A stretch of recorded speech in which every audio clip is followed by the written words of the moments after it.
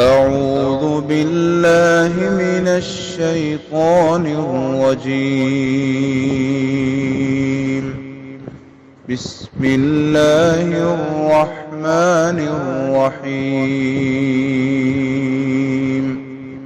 السلام علیکم ورحمۃ اللہ وبرکاتہ۔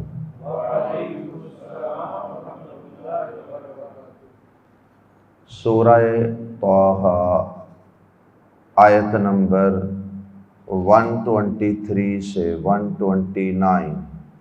ان الحمد للہ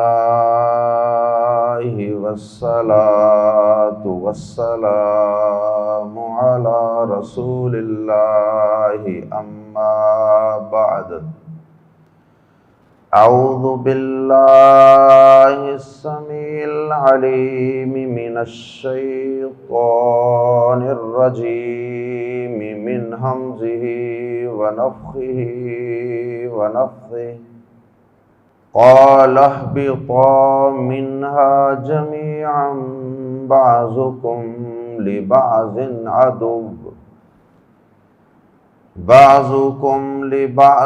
عدو فإما يأتينكم مني هدى فمن اتبع هداي فلا يضل ولا يشقى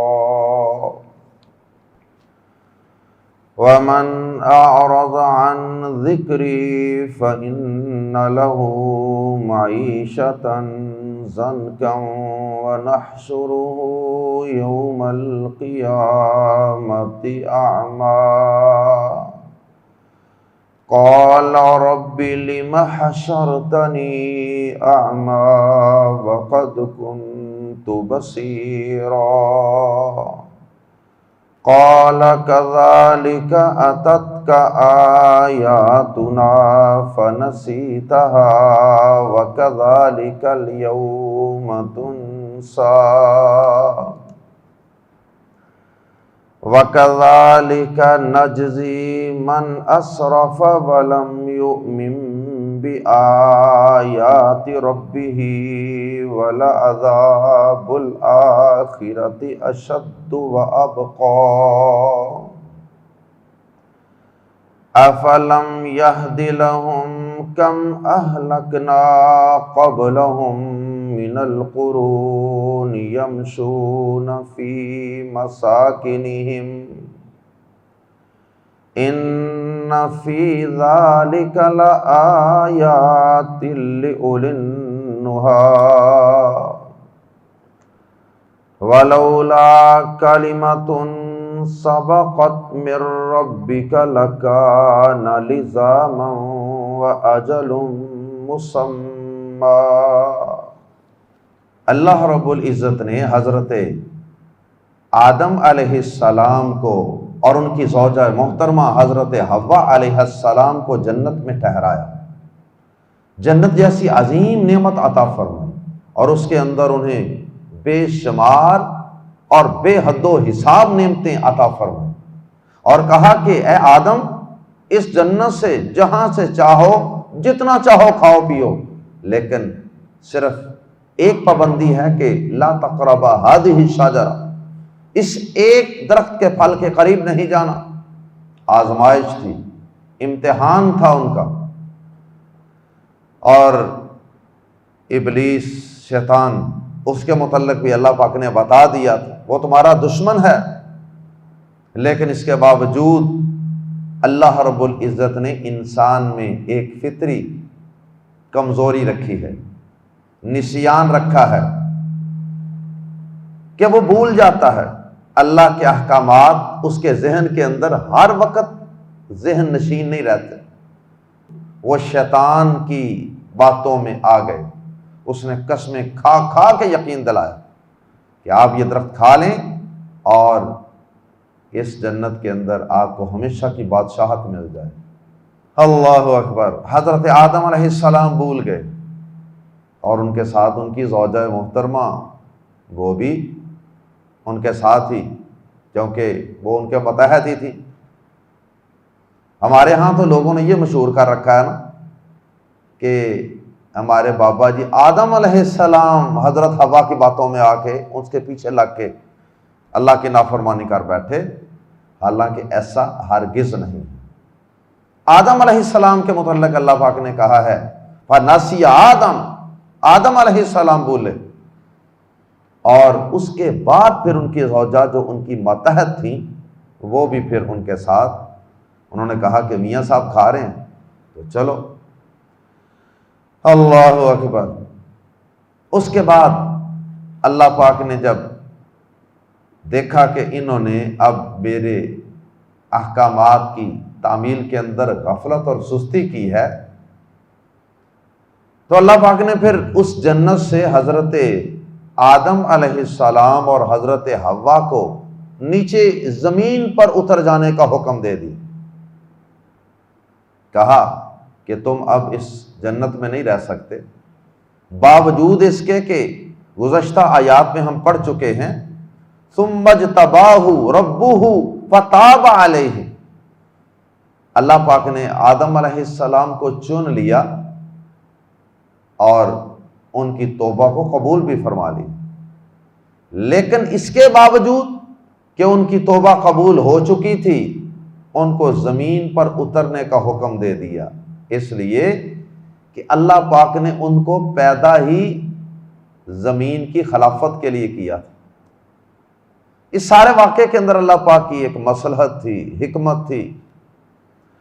بہرحال اللہ پاک نے آدم علیہ السلام کو اور ان کی زوجہ کو کہا کہ زمین پہ اتر جاؤ اور اب تم زمین پر ہی رہو گے، اور زمین کے اوپر اب تمہیں کھانے پینے کے لیے محنت مشقت بھی کرنا پڑے گی، روزی روٹی کے لیے تمہیں ہاتھ ہلانا پڑے گا۔ وہاں تو بیٹھے بٹھائے ریڈی میڈ کھانا ملتا تھا، جو چاہو کھاؤ جب چاہو کھاؤ، لیکن اب وہ بات نہیں ہوگی۔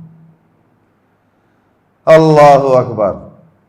اور اس کے بعد ساتھ ہی اللہ پاک نے اس زمین سے دوبارہ جنت میں آنے کا نسخہ اور طریقہ بھی بتا دیا کہ اے آدم،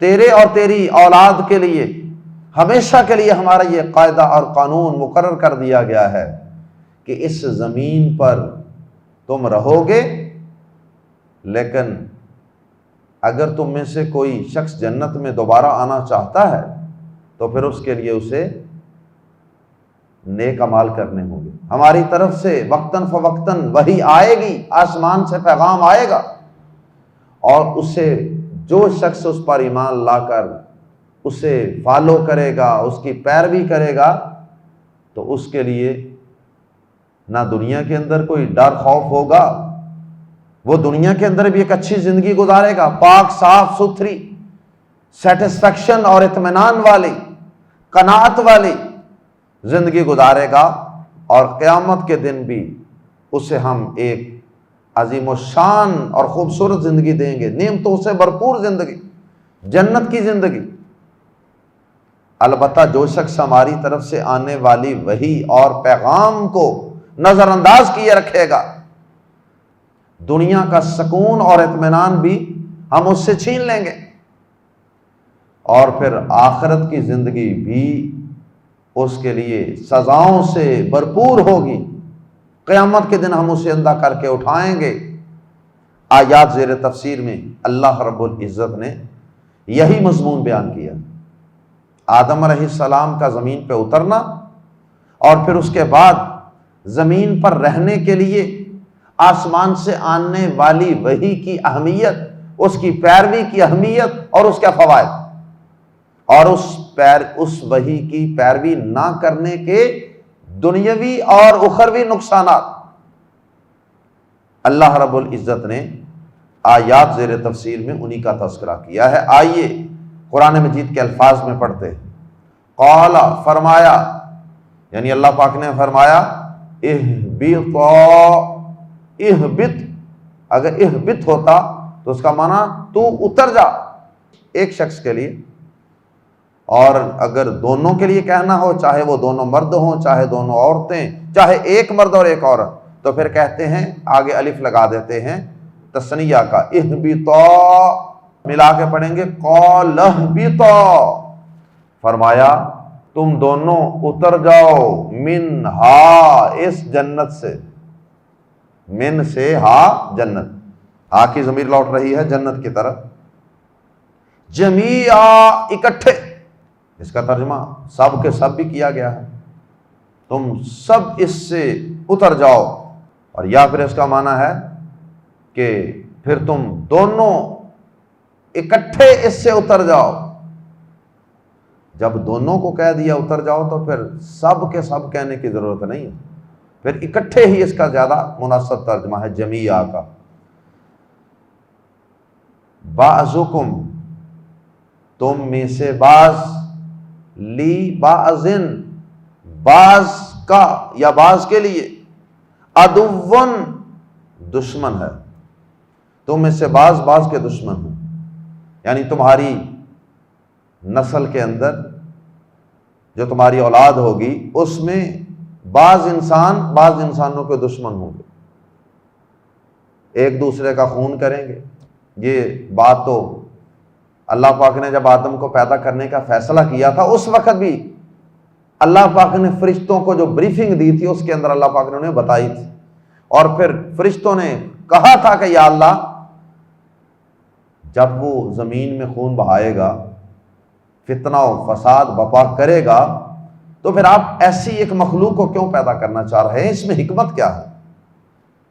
تو پھر اللہ پاک نے بتایا تھا کہ اگر ان میں خون بہانے والے بھی ہیں تو ان کے اندر بڑے بڑے اپنے نفس پہ کنٹرول کرنے والے زاہد، عابد، متقی، پرہیزگار بھی ہوں گے جن کا مقابلہ فرشتے نہیں کر سکیں، اس لیے کہ فرشتوں کو تو گناہ کرنے کا اختیار ہی نہیں ہے۔ اللہ اکبر۔ فرمایا بعضکم لبعض عدو، تم میں سے بعض بعض کا دشمن ہے۔ بعض نے یہ بھی کہا کہ دشمن سے مراد کہ شیطان تمہارا دشمن ہے۔ فَإِمَّا، پھر اگر کبھی، فا پھر اما، اگر کبھی، یأتین، واقعی یأتین کے آخر میں جو نون ثقیلہ ہے، شد والا نون، اس کی وجہ سے اس میں یقین پیدا ہو رہا ہے۔ یأتین، یأتی کا معنی آئے گا، اور یأتین ضرور ہی آئے، واقعی آئے، منی میری طرف سے، ہدن کوئی ہدایت، کسی بھی نبی کے دور میں کوئی بھی آسمان سے کتاب آئے، وحی آئے، تو یأتین کے اندر جو نون ہے تاکید کے لیے یہ بتا رہا ہے کہ وہ وحی، وہ پیغام ضرور آئے گا آسمان سے۔ فَإِمَّا يَأْتِيَنَّكُم مِّنِّي هُدًى، پھر اگر کبھی واقعی تمہارے پاس میری طرف سے کوئی ہدایت آئے، فَمَن، پھر جو کوئی، اتبع، پیروی کرے، پھر جس کسی نے پیروی کی، یہاں ہے فَمَنِ اتبع، اتبع ہے، اور سورۃ البقرہ آیت نمبر 36، 37، 38 ان آیات میں بھی ہم یہی واقعہ آدم و ابلیس کا پڑھ چکے ہیں۔ اللہ اکبر۔ تو وہاں پر یہ الفاظ ہیں فَمَن تَبِعَ، وہاں تابعہ ہے، اور یہاں اتبع ہے، اتبع، یعنی اس میں کچھ زائد حروف بھی شامل ہو گئے، جس کی وجہ سے ہم زائد حروف کی وجہ سے ہم ترجمہ کریں گے جس نے پوری طرح پیروی کی، یعنی اس میں اہتمام ہے، تکلف ہے، مبالغہ ہے۔ فَمَنِ اتَّبَعَ، پھر جس کسی نے پوری طرح پیروی کی، ہدایٰ، میری ہدایت کی، آسمان سے آنے والی وحی کی۔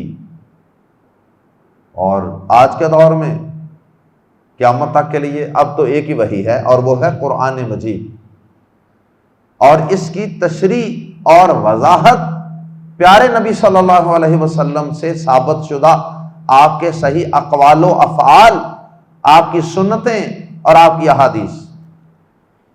وہ ہدایت ہے۔ فلا یضل، فا تو لا یضل، وہ گمراہ نہ ہوگا، وہ بھٹکے گا نہیں، وہ جنت کی راہ سے بھٹکے گا نہیں۔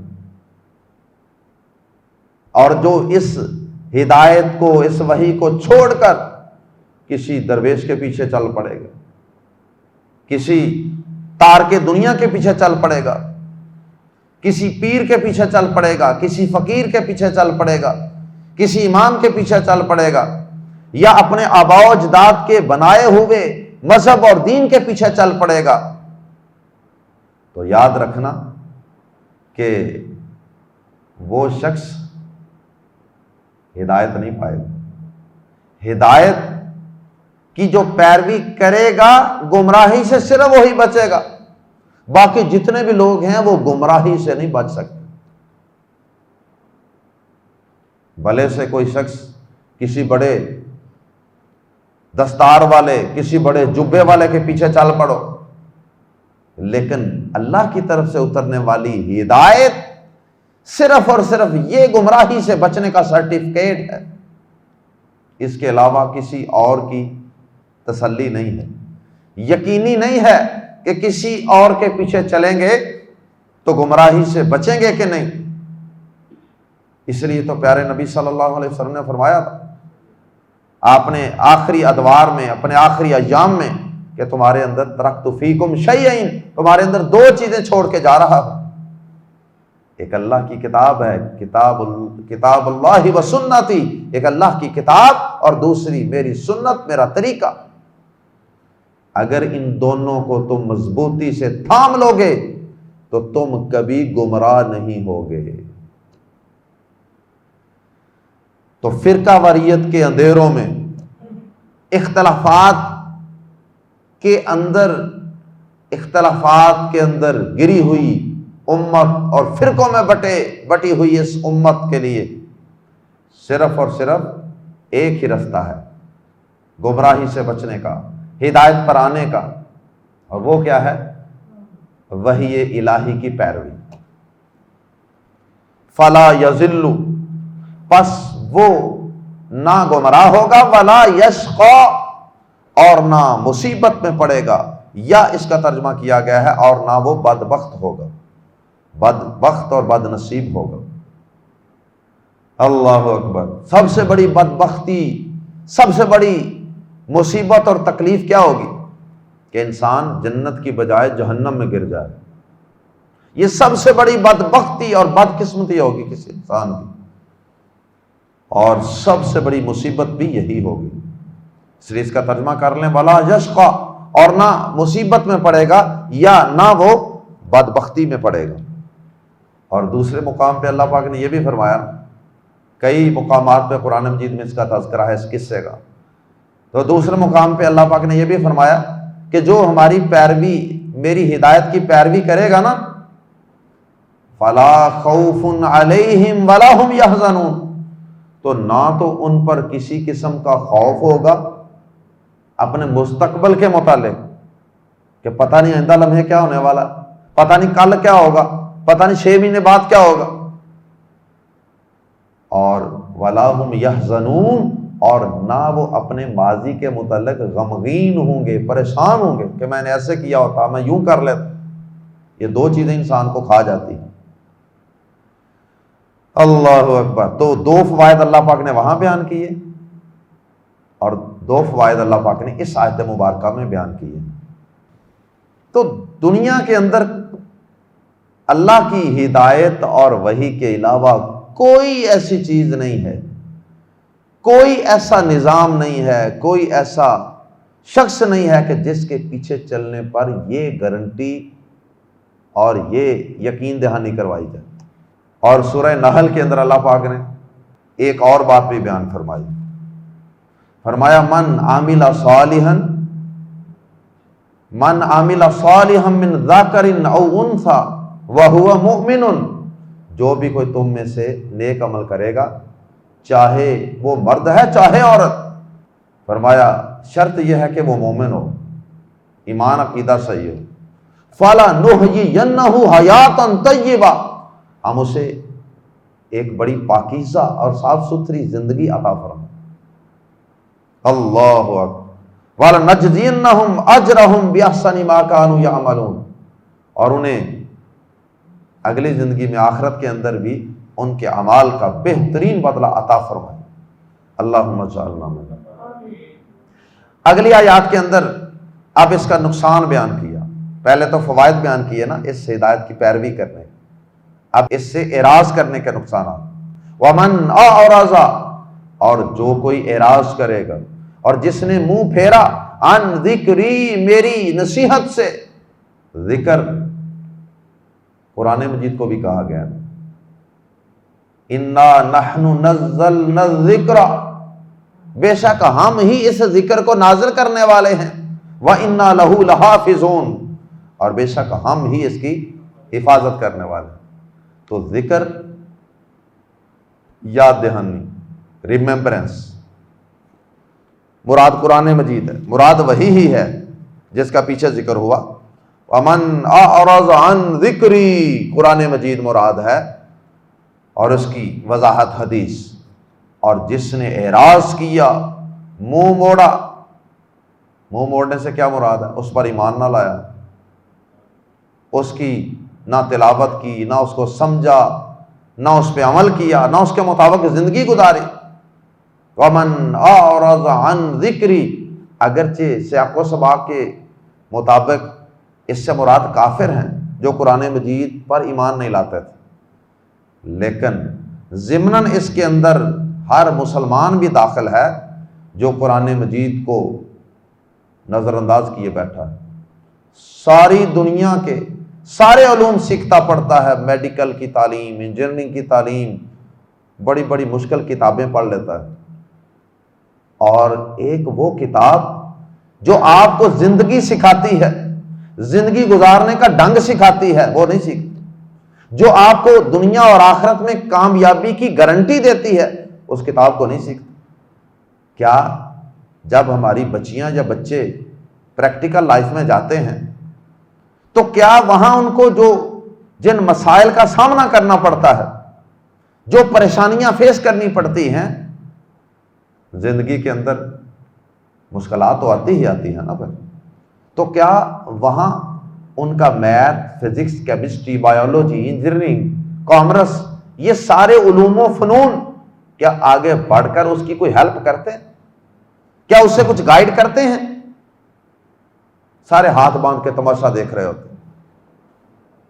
اس وقت اگر اس شخص کو کوئی کتاب اگر رہنمائی کرے گی، گائیڈ کرے گی، تو وہ صرف اور صرف یہ اللہ کی طرف سے نازل کردہ کتاب ہے، اور بدقسمتی سے اسی کو ہم پڑھتے ہیں۔ اللہ اکبر۔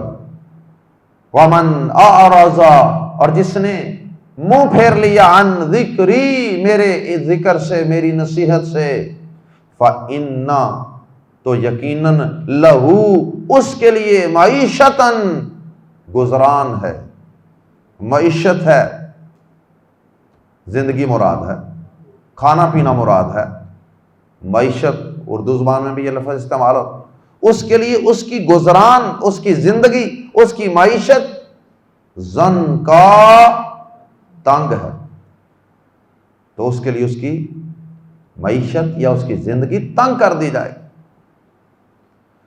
اب یہ جو معیشتاً ہے، اس سے مراد بعض اہل علم نے دنیا کی زندگی لی، بعض نے قبر کی زندگی لی، اور بعض نے دونوں ہی لی، اور صحیح بات بھی یہی ہے کہ اس سے مراد دونوں زندگیاں ہیں، دنیا کی زندگی بھی اور مرنے کے بعد قبر اور برزخ کی زندگی بھی، کیونکہ بعض احادیث میں بھی نبی صلی اللہ علیہ وسلم نے قبر کی طرف اشارہ کیا اس آیت کی تفسیر میں۔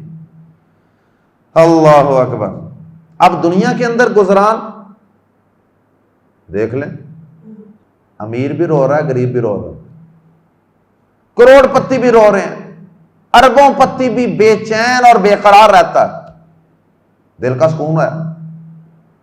جن کو ہم سمجھتے ہیں نا کہ جن کی معیشت بڑی جناب زبردست ہے، ان میں سے ہر شخص کی ذاتی جو زندگی ہے اس کے متعلق پوچھ کے دیکھیں، ومن اعرض عن ذکری، اور جس نے میری نصیحت سے منہ پھیرا، فإن له معیشتا، تو بے شک اس کے لیے معیشت ہے، زندگی ہے، گزران ہے، ضنکا، تنگ، وَنَحْشُرُهُ، اور ہم اسے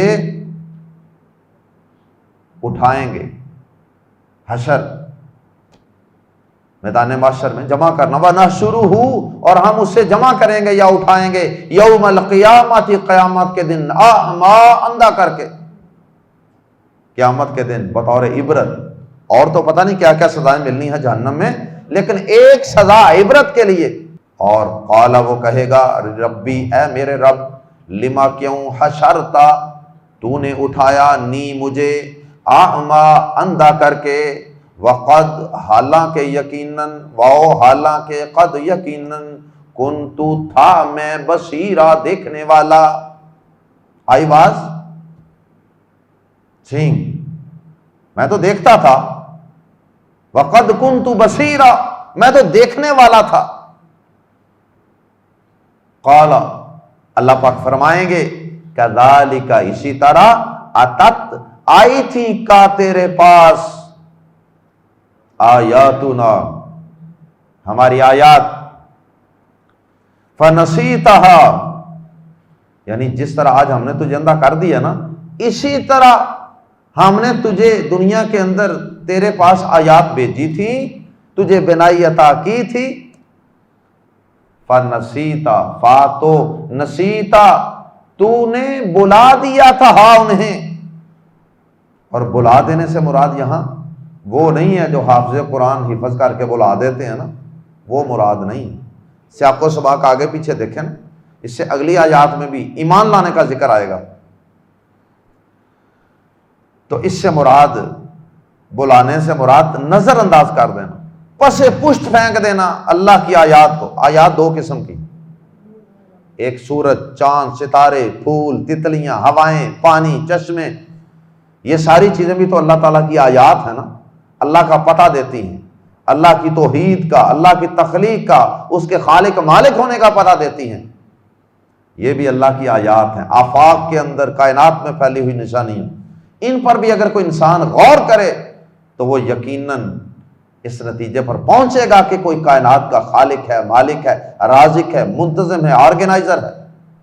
اور دوسری آیات وہ ہیں، آیت کا معنی ہوتا ہے نشانی، سائن، دوسری نشانیاں، آیات وہ ہیں جو اللہ پاک وحی کے ذریعے آسمان سے بھیجتے ہیں، یہ بھی نشانیاں ہیں۔ فرمائیں گے اللہ پاک، کذالک، اسی طرح، اتت کا، آئی تھی تیرے پاس، آیاتنا، ہماری نشانیاں، فاتو، نسیتا، ہا، تو نے بلا دیا انہیں، وکذالک، اور اسی طرح، الیوم، آج، تنسا، تو بلا دیا جائے گا۔ اللہ تعالیٰ تو نہیں بھولتے، تجھے بلا دیا جائے گا کا مطلب نظر انداز کر دیا جائے گا۔ قیامت کا دن 50,000 سال کے برابر ہوگا، تو مختلف حالات و احوال مختلف اوقات میں پیش آئیں گے۔ قرآن مجید میں ہی ان کے دیکھنے کا بھی تذکرہ ہے، اللہ پاک نے دکھانا بھی تو ہے نا، یہ دیکھو جہنم بڑکتی شعلے مارتی، یہ دیکھو جنت ایمان والوں کا ٹھکانہ۔ تو یہ اندھا کر کے جو اٹھایا جائے گا، یہ آغاز میں ہوگا، جب اسے قبر سے اٹھایا جائے گا، میدان محشر کی طرف بلایا جائے گا، اس وقت اندھا ہوگا، بعد میں اللہ پاک اس کی سزا کو بڑھانے کے لیے اس کو جنت جہنم دکھائیں گے بھی، وہ دیکھنے والا بھی بن جائے گا۔ تو قرآن مجید کے اندر سارے احوال بیان کیے گئے ہیں، کبھی وہ اندھا ہوگا اور کبھی بینا ہوگا، دیکھنے والا ہوگا۔ اللہ اکبر۔ اب یہاں پر ضمناً یہ بات بھی عرض کر دوں کہ قرآن مجید کو یاد کرنا یہ بڑی سعادت کی بات ہے، بڑی فضیلت کی بات ہے، لیکن قرآن مجید کو بلا دینے کے متعلق ہمارے ہاں بڑی احادیث مشہور ہیں کہ جو قرآن مجید کو یاد کر کے بلا دیتا ہے، اس کی یہ سزا، اس کی یہ سزا، بڑی سخت سزائیں سنائی جاتی ہیں۔ جبکہ صحیح بات یہ ہے کہ کوئی ایک بھی حدیث نبی صلی اللہ علیہ وسلم سے صحیح سند کے ساتھ ثابت نہیں ہے جس میں قرآن یاد کر کے بلا دینے والے کو کوئی سخت وعید اور سزا سنائی گئی۔ اس کا یہ مطلب نہیں کہ قرآن یاد کر کے بلا دیں، بیوقوفی ہے کہ 4 سال 5 سال آپ محنت کریں اور اس کے بعد لاپرواہی کی وجہ سے اس اتنی بڑی نعمت کو اور اتنے قیمتی خزانے کو آپ فراموش کر دیں، بلا دیں۔ زندگی کے 4-5 سال تو ضائع ہوں گے نا اس شخص، یہ تھوڑا نقصان۔ تو زندگی کے متعلق بھی تو قیامت کے دن سوال ہونا ہے نا، بتا زندگی دی تھی، جوانی دی تھی، کہاں گزار کے آیا؟ تو ان میں سے یہ 4-5 سال تو جس نے حفظ کیا ہوگا اس کو اس کے متعلق بھی تو فکر مند ہونا چاہیے۔ لیکن جو ہمارے ہاں معروف روایتیں ہیں نا کہ جو قرآن بلا دے گا اس کو یہ سزا ملے گی، قیامت کے دن یہ ملے گی، وہ تمام احادیث یا تو ضعیف ہیں یا موضوع اور من گڑت۔ اب اس کا نقصان کیا ہے؟ امت کے اندر ضعیف روایتوں کو مشہور کرنے کا نقصان کیا ہوتا ہے؟ ممکن ہے کہ کسی کے ذہن میں آ رہا ہو کہ یہ بات نہ ہی بتاتے تو بہتر تھا، اس طرح تو حافظ قرآن شعر ہو جائیں گے۔ تو میں کہتا ہوں کہ اگر یہ روایتیں جو ضعیف اور من گڑت روایتیں ہیں، قرآن بلا دینے والا وہ بلاتا ہے پتہ نہیں کسی بیماری کی وجہ سے، بڑھاپے کی وجہ سے، یا کسی مصروفیت کی وجہ سے بھول گیا، یا وقتی طور پہ بھول گیا۔ ہر وقت تو انسان کو یاد نہیں ہوتا 30 کے 30 پارے۔ تو اب اگر آپ اتنی بڑی بڑی سزائیں لوگوں کو سنائیں گے ضعیف روایتوں کی بنیاد پہ تو اس کا نقصان کیا ہوگا؟ بہت سے لوگ ہیں جو قرآن اس ڈر سے یاد ہی نہیں کرتے۔ حافظ کا مطلب صرف 30 پاروں کا حافظ نہیں ہوتا، اور بھائی ایک پارہ بھی حفظ کیا جا سکتا ہے، چند صورتیں بھی حفظ کی جا سکتی ہیں، سورہ رحمان یاد کی جا سکتی ہے، سورہ ملک ہے، سورہ یاسین ہے، آدمی 30واں پارہ یاد کر سکتا ہے، اپنی مرضی کی سورۃ الکہف یاد کر سکتا ہے، اپنی مرضی کی صورتیں یاد کر سکتا ہے۔ سعودیہ وغیرہ کے اندر، عرب کنٹریز میں اکثر ایسے ہوتا ہے، ہر بندے کو کسی کو 1 پارہ یاد ہے، کسی کو 2، کسی کو 5، کسی کو 7۔ ہمارے ہاں تو صرف حافظ کی ایک ہی قسم ہے نا، 30 کے 30 پارے یاد کرو یا کچھ نہ یاد کرو۔ حافظ تھوڑے حصے کا بھی ہو سکتا۔ تو اب یہاں بہت سے لوگ اس وجہ سے کوئی صورت یاد نہیں کرتے، نا بابا یاد کر لی نا، کل کو بھول گئی نا، بڑی سخت سزا ہے۔ تو یہ نقصان ہوا، لوگوں کو قرآن یاد کرنے سے روکا۔ کوئی بات نہیں، یاد کرو، یاد کرتے رہو۔ اگر کسی غفلت سے، کسی بیماری سے، اگر حافظے کی کمزوری سے کبھی بھول بھی جاتا ہے، کوئی بات نہیں، کوشش جاری رکھو۔ قرآن کے حافظ بھی اپنی منزل کچھ نہ کچھ پڑھتے رہیں، یاد کرتے رہیں، اللہ پاک نیتوں کو جانتا ہے۔ وَكَذَلِكَ، اور اسی طرح نجزی، تو قرآن کو بلانا، اصل بلانا کیا ہے؟ اس پر ایمان نہ لانا، اس کو سمجھنا نہ، اس پر عمل نہ کرنا اور اس سے ہدایت حاصل نہ کرنا۔ وَكَذَلِكَ، اور اسی طرح نجزی، ہم جزا دیتے ہیں، ہم بدلہ دیتے ہیں۔ یجزی، وہ بدلہ دیتا ہے، تجزی، تو بدلہ دیتا ہے، اجزی، میں بدلہ دیتا ہوں، نجزی، ہم بدلہ دیتے ہیں۔ وَكَذَلِكَ، اور اسی طرح نجزی، ہم بدلہ دیتے ہیں، من، اس شخص کو جو اسراف کرے، یعنی حد سے گزرے، ولم، اور نہ یؤمن، اور نہ ایمان لائے، بھی آیاتی، اور رب بھی، اپنے رب کی آیات پر۔ یہ دیکھا نا، ایمان لانے کا ذکر آ گیا۔ اس کا مطلب اس سے جو پیچھے بھولنے کا ذکر ہے اس سے مراد حفظ کر کے بھولنا نہیں ہے۔ وَلَا عَذَابُ الْآخِرَةِ، اور یقیناً آخرت کا عذاب، اشد، زیادہ سخت ہے۔ اشد اصل میں تھا اشداد، افعل کے وزن پہ سپرلیٹو ڈگری ہے، اشد، زیادہ سخت، وَأَبْقَى، اور زیادہ باقی رہنے والا۔ یہ ابقا بھی سپرلیٹو ڈگری ہے، زیادہ باقی رہنے والا۔ کیا مطلب؟ دنیا کی چھوٹی موٹی پریشانیاں، تکلیفیں، یہ آخرت کے مقابلے میں کوئی حیثیت نہیں رکھتی۔ دنیا کی تکلیفیں، پریشانیاں ہوتی بھی عارضی ہیں اور ہوتی بھی چھوٹی ہیں۔ آخرت کا عذاب تو دنیا کے مقابلے میں بہت سخت ہوگا، زیادہ سخت ہوگا اور زیادہ باقی رہنے والا ہوگا۔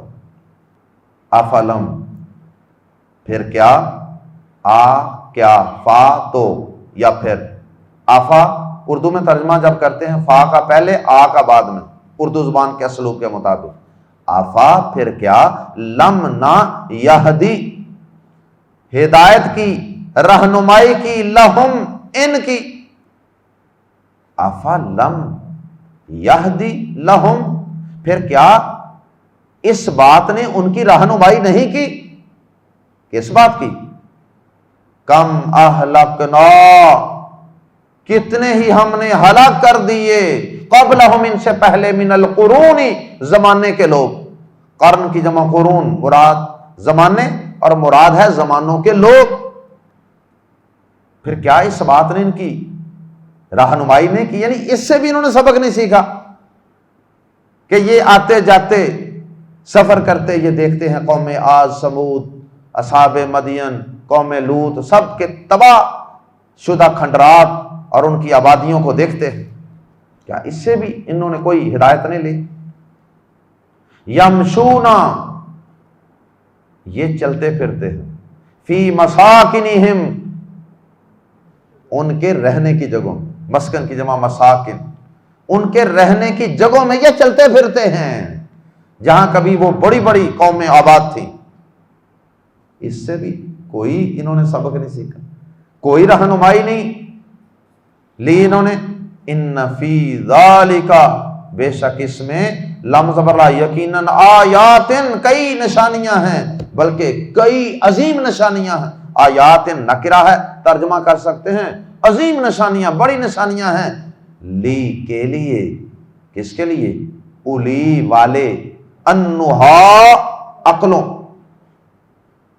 بے شک اس میں عقلوں والوں کے لیے یقیناً کئی عظیم نشانیاں۔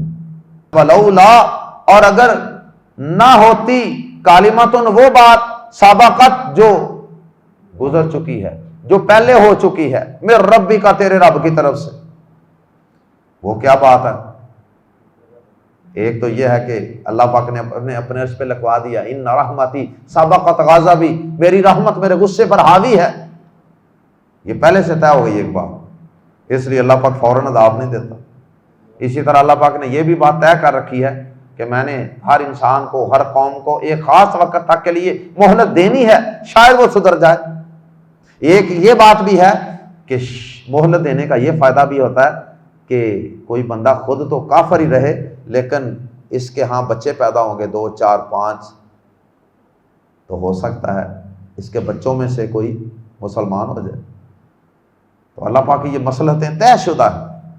جیسے طائف کی وادی میں نبی پاک صلی اللہ علیہ وسلم گئے تھے، انہیں پتھر مارے تھے، پہاڑوں کا فرشتہ آیا تھا، آپ نے کہا تھا نہیں، مجھے امید ہے اللہ پاک ان کی اولادوں میں سے ایسے لوگ پیدا کرے گا جو اللہ کے ساتھ شرک نہیں کریں، اور ایسا ہوا۔ پھر آج طائف میں جا کے دیکھ لیں، وَلَوْلَا كَلِمَةٌ سَبَقَتْ مِن رَبِّكَ، اور اگر وہ کلمہ، وہ بات نہ ہوتی جو تیرے رب کی طرف سے پہلے سے ہو چکی ہے، طے ہو چکی ہے، لَكَانَ، تو یقیناً ہوتا، لِزَامًا، لازم، لَكَانَ لِزَامًا، تو یقیناً لازم ہو جاتا، کیا لازم ہو جاتا؟ عذاب، فوری گرفت، قرآن سے اعراض کرنے والوں پر، ایمان نہ لانے والوں، نظر انداز کرنے والوں پر۔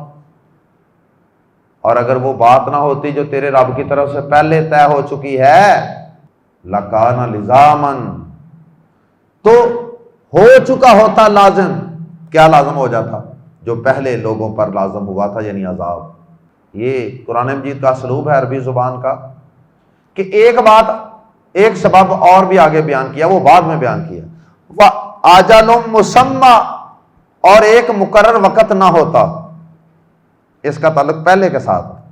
دوبارہ سنیں، یعنی یہ لَكَانَ لِزَامًا اصل میں آخر میں تھا، جملہ یوں تھا، وَلَوْلَا كَلِمَةٌ سَبَقَتْ مِن رَبِّكَ وَأَجَلٌ مُّسَمًّى لَكَانَ لِزَامًا، دو چیزیں نہ ہوتی تو عذاب لازم ہو چکا ہوتا۔ کیا دو چیزیں؟ ایک تو وہ بات نہ ہوتی جو تیرے رب کی طرف سے پہلے ہو چکی ہے، اور دوسرا ایک مقرر وقت نہ ہوتا ہر قوم کی تباہی کے لیے، تو کیا ہوتا پھر؟ لکانا لزاما، تو وہی لازم ہو چکا ہوتا، یعنی عذاب۔ اللہ ہم سب کو مہلت کے زمانے میں سدھرنے کی، ہدایت کو قبول کرنے کی، قرآن کو پڑھنے کی، سیکھنے کی، سمجھنے کی، اس پر عمل کی توفیق عطا فرمائے۔ سبحانک اللہم وبحمدک اشہد ان لا الہ الا انت استغفرک واتوب الیک۔